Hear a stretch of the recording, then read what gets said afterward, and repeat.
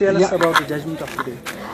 Yes, the learned CJM Sopore, yesterday he convicted the accused, who is today now a convict, and it was reserved for arguments on quantum, and we argued the case, both the learned prosecuting officer and I in my capacity as the counsel for victim, and the defense also proceeded with their arguments, and the learned CJM Sopore sentenced the accused to 7 years of rigorous imprisonment, each for 2 victims in this case, which is and the sentences will run consecutively, which is that he will be in for 14 years of rigorous imprisonment plus 50,000 rupees fine for each of the victims.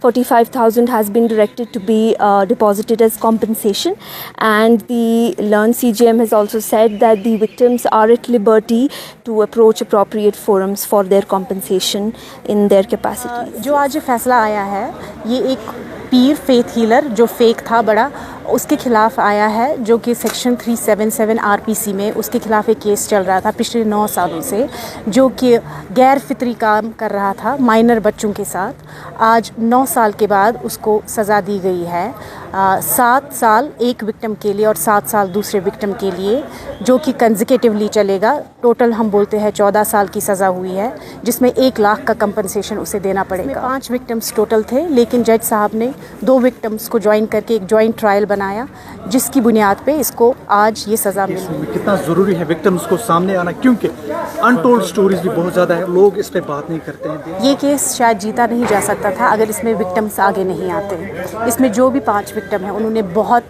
हिम्मत दिखाई है, और society में, खासकर सोपोर जैसी society में, जो कि हम मानते हैं बहुत ऑर्थोडॉक्स सोसाइटी है, वहाँ बाहर आके उन लोगों ने रिपोर्ट किया है ये क्राइम।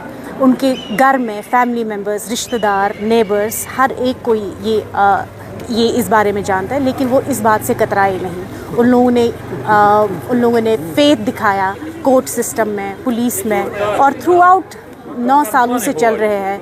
तो मुझे लग रहा है विक्टिम्स के बगैर कोई प्रोसिक्यूशन केस उतना खास आगे नहीं चल सकता, और ये जीत जो है, ये विक्टिम्स की फॉरवर्ड केस नहीं है, ये आसान काम नहीं है। लेकिन इस केस के हवाले से हम बोलते हैं ये एक एग्जाम्पल सेट होना चाहिए उन लोगों के लिए कि आप बाहर आइए, रिपोर्ट कीजिए, और आप देखिए कि कोर्ट और पुलिस, इन्वेस्टिगेटिंग अथॉरिटीज़ और कोर्ट अपना काम करेंगे।